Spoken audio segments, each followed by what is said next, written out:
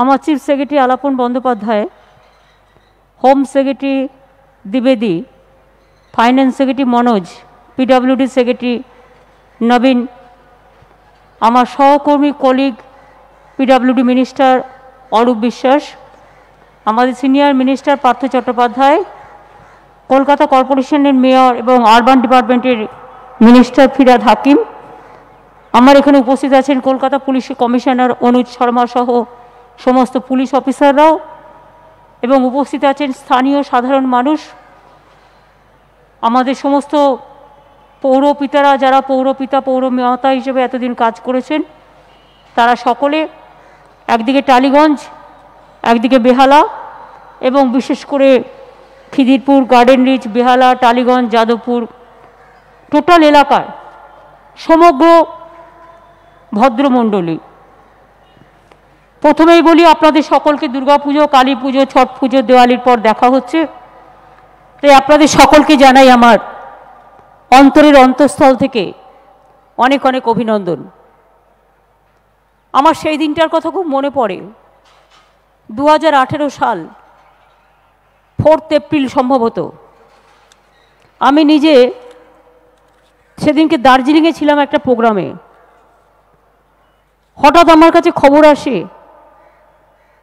আমার সাথে প্রেসের বিশ্ব ছিল, আমাদের অ্যাক্রেডিটেশন কমিটির চেয়ারম্যান, আমাকে হঠাৎ একটা খবর দেয়, বলে দেখো দেখো, মনে হচ্ছে মাঝেরহাটের ব্রিজটা ধসে গেছে বা কিছু একটা হয়েছে। 4 সেপ্টেম্বর 2018। আমরা সেদিন অনেক চেষ্টা করি, কোনোভাবে আসতে পারি না। পরের দিন সকালেই আমরা রওনা দিয়ে এখানে এসে পৌঁছায় বিকেলবেলায়। 3 জন মারা গিয়েছিলেন এবং কয়েকজন আহত হয়েছিলেন। আমি তাদেরও দেখতে গিয়েছিলাম, তাদের সাহায্যও করা হয়েছে, এবং 3 জন নিহত হয়েছিলেন। কিন্তু আমরা ভয় পেয়ে গিয়েছিলাম, একটা ব্রিজ ধসে পড়া মানে হয়তো অনেক মানুষ মারা যাবে, এরকম একটা শঙ্কা ছিল।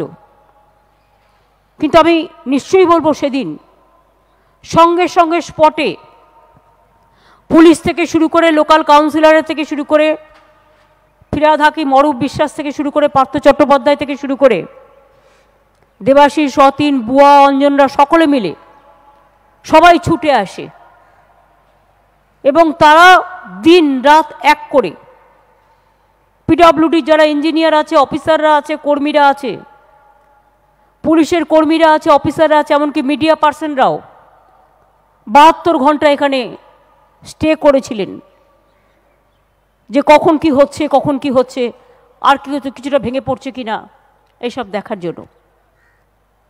আমি আপনাদের বলি যে এই ব্রিজটা আগের থেকেও বেশি ভালো হয়েছে।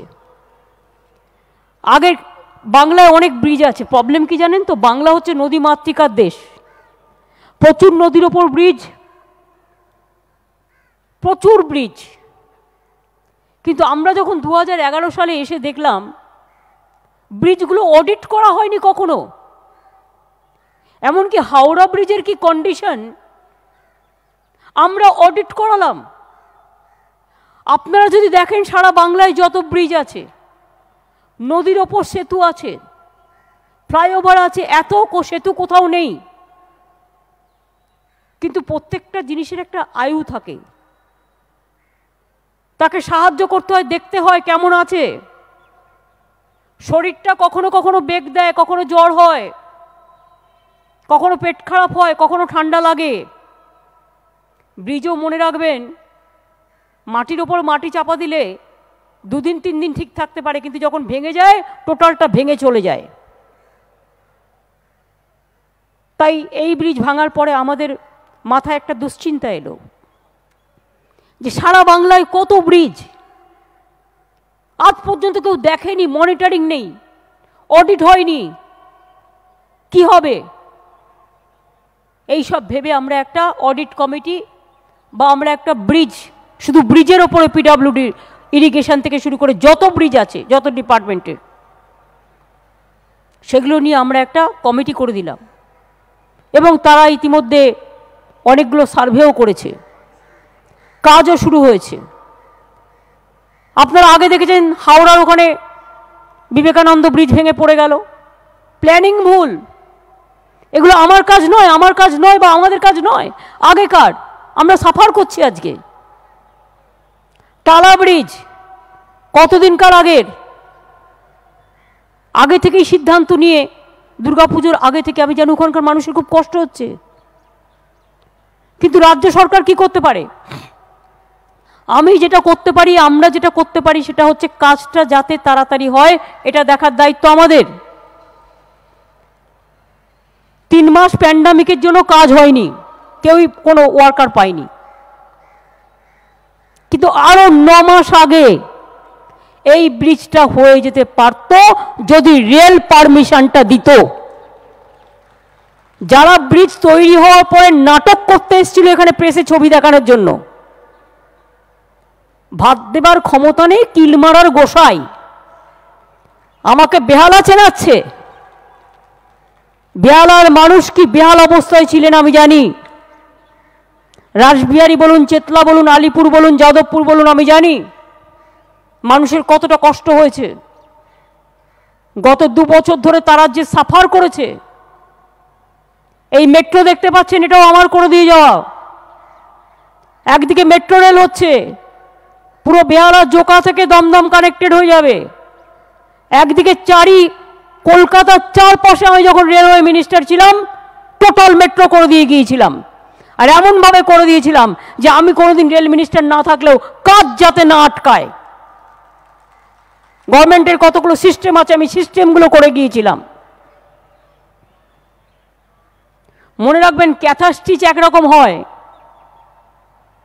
তো আবার আরো নানা রকম স্টিচ আছে, অন্যরকম হয়, যে কাজের যা। তো সেদিনই আমরা সিদ্ধান্ত নিয়েছিলাম অ্যাজ আর্লি অ্যাজ পসিবল করব। কিন্তু আমাদের পিডব্লিউডি, আমাদের রাজ্য সরকারের 7 দিনের মধ্যে ব্রিজের ভাঙা অংশটুকু ভেঙে দিয়েছিল কাজটা তাড়াতাড়ি করবে বলে। আমি রেলের বিরুদ্ধে নই, আমি রেল মন্ত্রী হিসেবে কাজ করেছি, আমি নিয়ম জানি।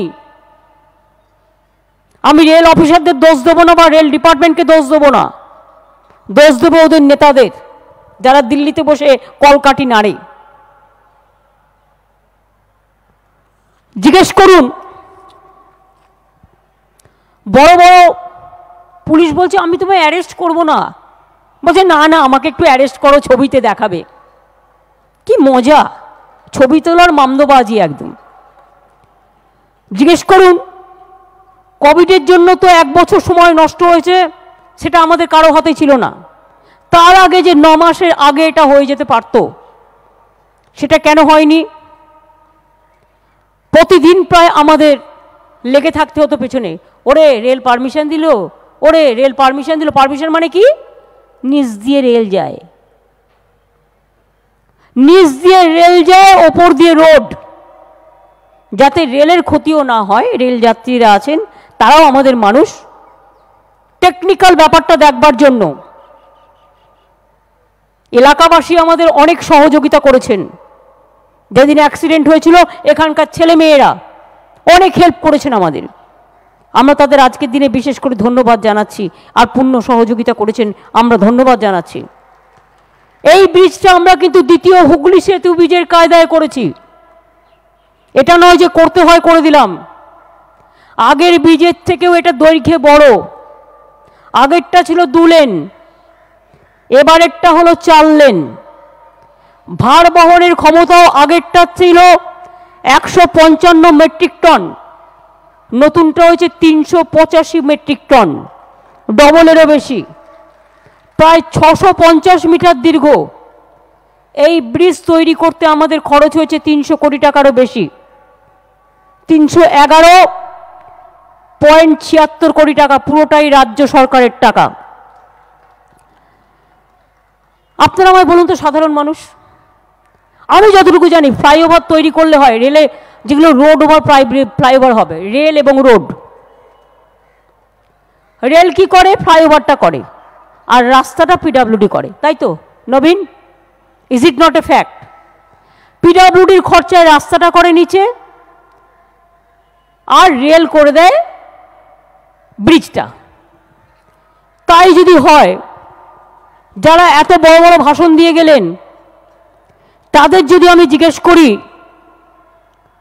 এই ব্রিজ করবার জন্য রেল কেন আমাদের থেকে 34 কোটি টাকা নিয়েছে? কার টাকা নিয়েছে?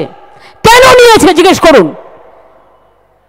করতে কাজটা 9 মাস দেরি করেছে, প্লাস রাজ্য সরকারের কাছ থেকে 34 কোটি টাকা নিয়েছে এই ব্রিজটা আমাদের পারমিশন দেওয়ার জন্য আর ভাঙচুরের এই ব্যাপারটা দেখার জন্য।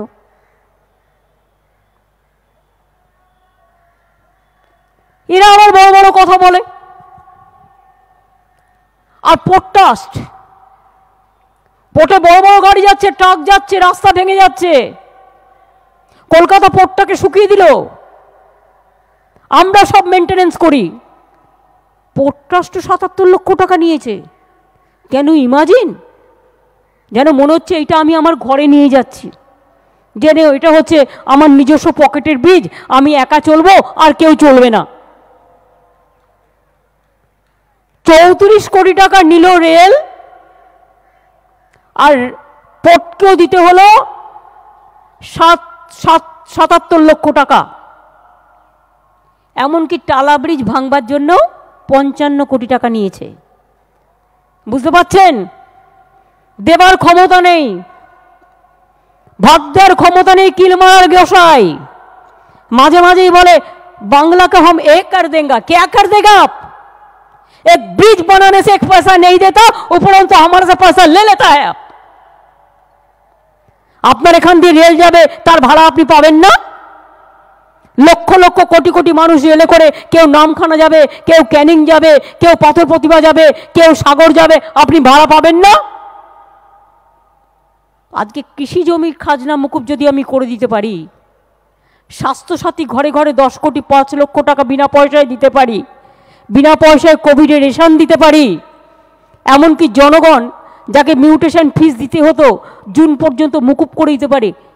আজকে রেলের এত হাজার হাজার কোটি টাকা লজ্জা করে না? তারা আমাদের থেকে 34 কোটি টাকা নিয়ে নেয়। এই 34 কোটি টাকা থাকলে আমার অনেক স্কুল কলেজ তৈরি হতে পারত, অনেক রাস্তা তৈরি হতে পারত। কেন নেবে? কেন? এটা আমার ওদের বিরুদ্ধে বলতে পারেন, এটা আমার জিজ্ঞাসা। কেন নিয়েছেন? কার নির্দেশে নিয়েছেন? পারলে টাকাটা ফেরত দেবেন। যদি মনে করেন যে এটা আপনার দায়িত্ব ছিল করবার, সেই টাকাটা আপনি নিতে পারেন না। শুনুন, আমি রেল মিনিস্টার হিসেবে 2 বার কাজ করে এসেছি, 3 বছর। মনে রাখবেন, যদি কোনো ঘটনা ঘটে, যদি কোনো ভিড় হয় রেল স্টেশনে, যদি কোনো মেলা হয়, অনেক লোক জমে গেছে, রেলকে বারবার ট্রেন চালাতে হয় সেই রাস্তাকে ক্লিয়ার করবার জন্য। এটা রেলের সিস্টেম। মানুষকে সাহায্য করতে হয়, করেনি। উপরন্তু 9 মাস দেরি করিয়ে আবার কাগজে ছবি তুলছে, যেন মনে হচ্ছে করে দিয়ে গেছে দিল্লি থেকে এসে, দিল্লিকা লাড্ডু দিয়ে গেছে হাতে। করব আমরা, আর ওরা আমরা টক বলে খাবে আর ছবি তুলবে। এই ব্রিজটা হয়ে যাওয়ার ফলে অনেকটা জ্যাম কন্ট্রোল করা যাবে, গঙ্গাসাগরের মেলাও আসবে। আর একটা ব্রিজ হয়েছে আপনারা জানেন, গার্ডেন রিচের মেটিয়া ব্রিজের ওখানে একটা ব্রিজ হয়েছে গার্ডেন রিচে, আর একটা ব্রিজ হয়েছে আমাদের বজবজের ওই দিক পর্যন্ত গেছে। আরও 2টো ব্রিজের পরপর করে দিয়েছি। মা ফ্লাইওভারও আমরা করেছি। এবং শুধু তাই নয়, মা ফ্লাইওভার করতে আমাদের 445 কোটি টাকা খরচা হয়েছে। 4.5 কিলোমিটার দীর্ঘ। মা উড়ালপুলের 2টো র্যাম্প। কামালগাছি উড়ালপুল, আগে বারুইপুর যেতে কত টাইম লাগতো, এখন গড়িয়া থেকে বারুইপুর যাবেন 5 মিনিটে পৌঁছে যাবেন। তার কারণ কামালগাছি উড়ালপুরটাও আমরা করে দিয়েছি। ভিআইপি রোডের কেষ্টপুর থেকে জোড়া মন্দির, সেটাও মনে রাখবেন, ওটাও আমরা করে দিয়েছি উড়ালপুল। দক্ষিণেশ্বর বিটি রোডের উড়ালপুল, ওটাও আমরা করে দিয়েছি। রাজ্য সরকারের পূর্ণ সহযোগিতায় আমরা বিনা পয়সায় জমি দিয়েছি মেট্রো রেল করবার জন্য অনেক জায়গায়, মনে রাখবেন। তার কারণ যেহেতু আমি নিজে প্রজেক্টগুলো করেছি। সত্যজিৎ রায় স্টেডিয়াম বেহালায় কে করে দিয়ে গেছিল? আমি করে দিয়ে গিয়েছিলাম, ওরা করেনি, আমি তখন রেল মিনিস্টার ছিলাম। সেই রকম মনে রাখবেন, জোকা, তালাতলা, মাঝেরহাট, দমদম থেকে শুরু করে ডালহৌসি থেকে শুরু করে দক্ষিণেশ্বর, নোয়াপাড়া, নোয়াপাড়া দমদম, দমদম বারাসাত, ব্যারাকপুর, একেবারে সল্টলেক থেকে পদাতিক, গড়িয়া, টোটালটা রাউন্ড করে এমন স্টেশন করে দিয়ে গেছি, মেট্রো এমনভাবে করে দিয়ে গেছি যে আগামী 2 বছরের মধ্যে ট্রাফিক জ্যাম বলে কলকাতায় কোনো দিন মানুষ আর পাবেন না, এবং গাড়ি ঘোড়ার অসুবিধায় মানুষকে প্রবলেম কখনো ফেস করতে হবে না। এছাড়াও আমরা গণেশচন্দ্র অ্যাভিনিউ নিউ মার্কেট উড়ালপুল একটা করবার চেষ্টা করছি, অলরেডি কাজ শুরু হয়ে গেছে, মানে টিপিআর চলছে, তাই তো। গণেশচন্দ্র অ্যাভিনিউ নিউ মার্কেট, আপনারা জানেন নিউ মার্কেট এমনিতেই কনজেস্টেড এরিয়া, তাতেই কলকাতার মানুষের সুবিধে হবে। তারাতলা, টালিগঞ্জ, আনোয়ারশা রোড, টালিগঞ্জ, তারাতলা, টালিগঞ্জ, আনোয়ারশা রোড, যাদবপুর ফাঁড়ি, এই পর্যন্ত আর একটা রুরাল ব্রিজ, আর একটা ওভার ব্রিজ তৈরি হবে, এটা নিয়েও প্ল্যান চলছে উড়ালপুল। আর একটা হবে পার্ক সার্কাস, বালিগঞ্জ ফাঁড়ি, উড়ালপুল। তাহলে বুঝতে পারছেন টোটাল কলকাতাটাতে শুধু ফ্লাইওভারে চলে যাবেন, একদিকে মেট্রো, অন্যদিকে ফ্লাইওভার। আমি যখন আগে দমদম যেতাম বাড়ি থেকে এয়ারপোর্টে ফ্লাইট ধরবার জন্য, যখন আমি এমপি ছিলাম, আমার 1.5 ঘন্টা সময় লাগতো। আর এখন আমি যখন বাড়ি থেকে বেরোই, 3টে রুট, মাত্র আমার বাড়ি থেকে 25 মিনিটে আমি এয়ারপোর্ট পৌঁছে যাই। কেন বলুন তো? ফ্লাইওভার দিয়ে চলে যাচ্ছি, আমাকে আর অন্যদিকে যেতেই হচ্ছে না। সুতরাং এই যে কাজগুলো, এই কাজগুলো করার, এবং এগুলো খুব টেকনিক্যাল কাজ, ইঞ্জিনিয়ারিং কাজ আছে, টেকনিক্যাল কাজ আছে, এক্সপার্টস ওয়ার্ক আছে, এমনকি মাইগ্রেন্ট ওয়ার্কার যারা, এমনকি আমাদের ছোট ছোট ওয়ার্কার যারা মাটি বয়, তাদেরও পরিশ্রম আছে। স্থানীয় মানুষ এতদিন ধরে, আজকে হয়ে গেছে বলে গাড়িটা যখন চলবে নিঃশ্বাস নিতে পারবেন। বলুন তো গত 2 বছর কি কষ্ট হয়েছে।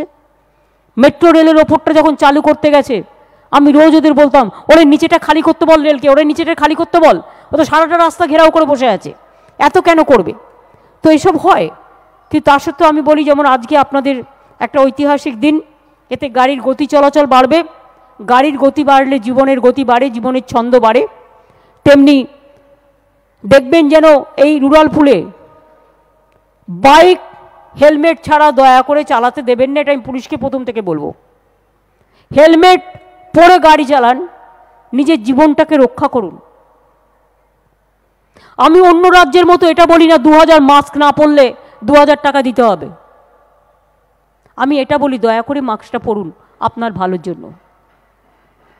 আমি এটা বলবো না যে উড়ালপুলে আপনি হেলমেট না পরে বাইক চালালে আপনাকে আমি জেলে ভরে দেবো। সে সাহস দুঃসাহস আমার নেই, যেন জীবনে না হয়। কিন্তু আমি বলবো, ভাই নিজের জীবনটা বাঁচান, অন্যের জীবনটাও বাঁচান। আমরা সেফ ড্রাইভ সেভ লাইফ এই জন্যই করেছিলাম। আমরা চাই না রোড অ্যাক্সিডেন্ট বাড়ুক, আমরা চাই না আমার কোনো ভাই বোন বিপদে পড়ুক। একটা পরিবার, আমি জানি কিভাবে একটা পরিবারের একটা সন্তান হারিয়ে গেলে তার কত ক্ষতি হয়ে যায়। সুতরাং এটা সবার দায়িত্ব আছে। প্রত্যেকটা জায়গায় সিসিটিভি থাকবে, যাতে আইন মেনে চলে সেটা লক্ষ্য রাখবেন। আইন যে মেনে না চলবে সেখানে তো আইনত কেস হবে। কিন্তু আমি এটা নিশ্চয়ই চাই না যে কেউ নিজের জীবনে বা পারিবারিক জীবনে বিপর্যয় ডেকে আনুন। সবচেয়ে প্রবলেম কি জানেন? রাস্তার অ্যাক্সিডেন্টগুলো খুব ডেঞ্জারাস হয়।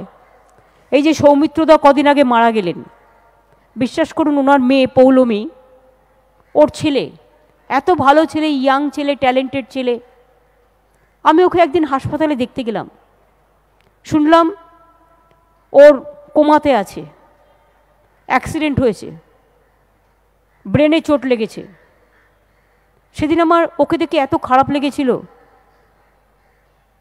যে বেচারা ভালো হবে তো, তা নাহলে তো সারাটা জীবনই নষ্ট হয়ে যাবে। বলুন তো, তার হলো তত্ত্ব হলো, তার বাবা মা, তার পরিবার পরিজন কি অবস্থা। এই পাড়ার ছেলে। আমি একবার একটা হসপিটালে ভর্তি ছিলাম, আগে তো সিপি মামায় রোজই প্রায় মারতো, প্রায় হসপিটালেও থাকতে হতো। একদিন রাত 10টা নাগাদ আমি দেখছি, আমি হসপিটালে ঘুরে ঘুরে বেড়াতাম রাতের দিকে, পেশেন্ট কেমন আছে, এ আছে ও আছে, একটু শেখার ইচ্ছে ছিল। একটা 18-19 বছরের মেয়েকে নিয়ে এলো। মেয়েটার সামনে থেকে আপনি কিচ্ছু বুঝবেন না, কোথাও কাটেনি, কিচ্ছু হয়নি, অ্যাজ ইট ইজ, কিন্তু বেডে শুয়ে রেখেছে, ও ছটফট ছটফট করছে। আমি জিজ্ঞেস করলাম ডাক্তারদের কি হয়েছে? বলল মোটর অ্যাক্সিডেন্ট হয়েছে, মোটর বাইকে, ব্লাড ক্লট হয়ে গেছে ব্রেনের মধ্যে, ফলে আমরা কিছু করতে পারছি না, এটা খুব সিরিয়াস হয়ে গেছে। আমি বললাম আপনারা দরকার হলে আরও ভালো হসপিটালে পাঠান, যা লাগে আমি দেবো, আমরা ব্যবস্থা করে দেবো, ওকে বাঁচান। কিন্তু দুর্ভাগ্য, বাঁচানো গেল না, মেয়েটি মারা গেল। কাজেই এই জন্যই বলি মাথাটা সেফ থাকলে অনেক কিছু সেফ থাকে। মাথাটায় যে হেলমেটটা পরা হয় তার কতগুলো বৈজ্ঞানিক কারণ আছে। মাথাটা সেফ থাকা উচিত। একটা করে হেলমেট কি করবেন, একটু কষ্ট করে জোগাড় করে নেবেন। আর যদি জোগাড় একান্তই না করতে পারেন, আমি পুলিশকে বলবো কমিউনিটি ডেভেলপমেন্টের প্রোগ্রামের থেকে, যেহেতু আজকে ব্রিজটা চালু হচ্ছে, তাই এই 3 দিন কিছু হেলমেট যারা একান্তই কিনবার ক্ষমতা নেই তাদের আমরা বিনা পয়সায় দেব, যাতে তারা মনে রাখে যে আমাকে এটা পড়তে হবে। যার কেনবার ক্ষমতা নেই লোকাল থানায় রিপোর্ট করে নাম অ্যাড্রেস লিখিয়ে যাবেন। আমি অনুজকে বলবো থানা যেন এটা করে এবং যেন দায়িত্ব নিয়ে করে, এবং এই কস্ট পিডব্লিউডি এবং পুলিশ মিলিতভাবে করবে।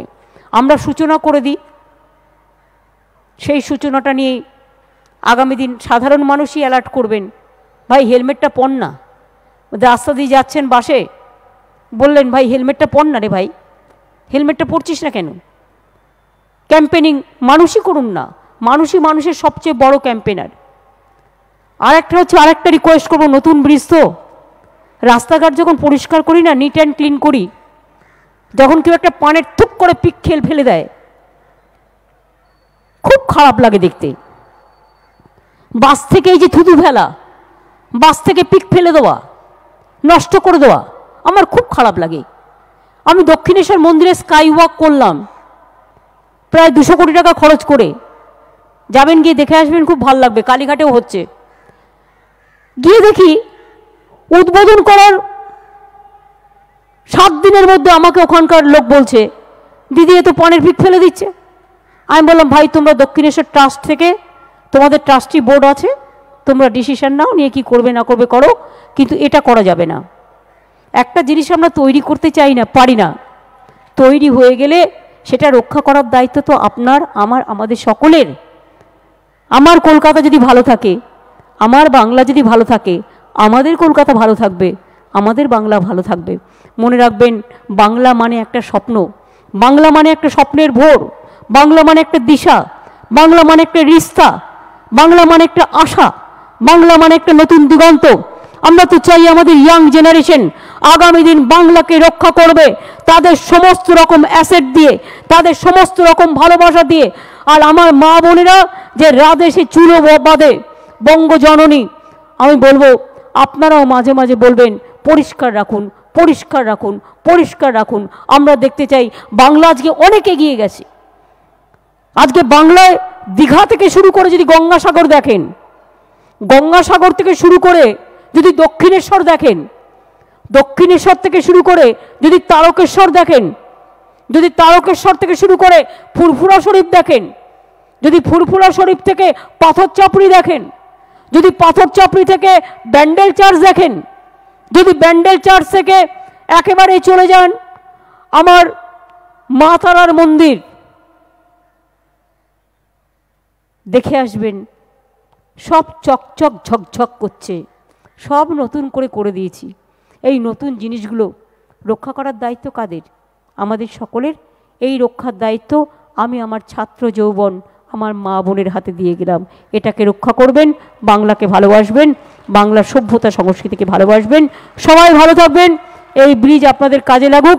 অনেক কষ্ট আপনারা করেছেন, তার জন্য আমি নিজে ব্যক্তিগতভাবে ক্ষমা প্রার্থী, আমাদের সরকার ক্ষমা প্রার্থী। টাইম বেশি লেগেছে, যেই বেশি লাগাক তাদের বলবো মানুষের কাজ চটপট করে করা আমাদের উচিত। এটাই আমাদের শিক্ষা। ভালো থাকবেন, অনেক অনেক ধন্যবাদ, নমস্কার, জয় হিন্দ, বন্দে মাতরম এবং জয় বাংলা। নেতাজি সুভাষচন্দ্র বোসের জয় হিন্দ স্লোগান আমরা অলওয়েজ দিই। নেতাজি সুভাষচন্দ্র বোস একটা স্লোগান দিয়েছিলেন, সেটা ছিল জয় হিন্দ। উনি ইন্ডিয়ান ন্যাশনাল আর্মি তৈরি করেছিলেন। এবছর নেতাজি সুভাষচন্দ্র বোসের 125তম জন্মবার্ষিকী। তাই আমরা নেতাজি সুভাষচন্দ্র বোসের নামে অনেক কিছু আছে, আগামী দিন আরও হবেও। আমি প্রথম কাজ হিসেবে মাঝেরহাট ব্রিজ নয়, এটা জয় হিন্দ ব্রিজ করে নেতাজি সুভাষচন্দ্র বোসের পদতলে এটাকে আমরা অর্পণ করলাম। মনে রাখবেন, জয় হিন্দ স্লোগানও বাংলার মাটি, বন্দে মাতরম বঙ্কিমচন্দ্র চট্টোপাধ্যায় বাংলার মাটি, আর জয় বাংলা এটাও নজরুল ইসলাম লিখেছিলেন। বাংলার মাটি বাংলার জল এটাও রবীন্দ্রনাথ লিখেছিলেন। স্বামী বিবেকানন্দও বলেছিলেন, মনে রেখো ভারতের কল্যাণ আমাদের কল্যাণ, ভারতবর্ষের মৃত্তিকা আমাদের গর্ব। এই মৃত্তিকা নিয়ে আমরা গর্ববোধ করি। ভালো থাকবেন। ভুল ত্রুটি সবটাই আমাদের, আর আপনারা অনেক কষ্ট করেছেন, অনেক কষ্ট করেছেন, অনেক কষ্ট করেছেন। আমরা রিয়েলি সরি সরি সরি। এবং এর জন্য জলও জমতো বেহালায় খুব বেশি। মেট্রো রেলের জন্য, মেট্রো রেলের কাজটা যতক্ষণ কমপ্লিট না হয় জল জমে এখনও অনেক জায়গায়। আমি নিজে অনেকবার জলে এসে সারাক্ষণ ফোন করে করে বলতাম, ড্রেনেজ ঠিক কর, ড্রেনেজ ঠিক কর, ড্রেনেজ ঠিক কর। আগামী দিন আশা করি এই কাজগুলো খুব তাড়াতাড়ি কমপ্লিট হয়ে যাবে। ভালো থাকবেন, খুব ভালো থাকবেন। আমার বেহালা, টালিগঞ্জ, যাদবপুর, দক্ষিণতলি, উত্তর শহরতলি, সারা বাংলা ভালো থাকলে আমি ভালো থাকি। আর আমাকে যারা বেহালা নিয়ে জ্ঞান দেয় না, তাদের বলি, বেহালাটা দেখেছো কোনো দিনও? বেহালাটা জেনেছো কোন দিনও? বেহালায় কটা ওয়ার্ড আছে জানো? কটা রাস্তা আছে জানো? কটা পুজো হয় জানো? কটা স্কুল আছে জানো? কটা কলেজ আছে জানো?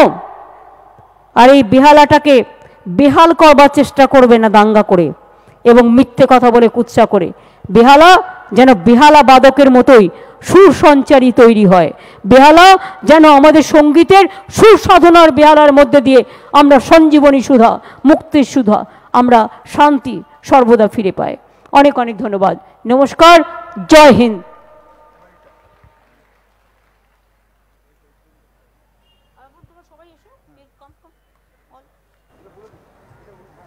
এখন মাননীয় মুখ্যমন্ত্রী বাটন প্রেস করে এই জয় হিন্দ সেতুর উদ্বোধনী ফলক খুলে দেবেন।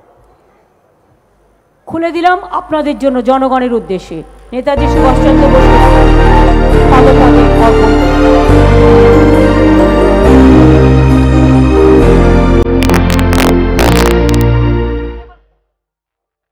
আমি একবার ঘুরে আসি, কি বলেন? আমি একটা সওয়ারি হয়ে ঘুরে আসি, কেমন করেছে দেখে আসি।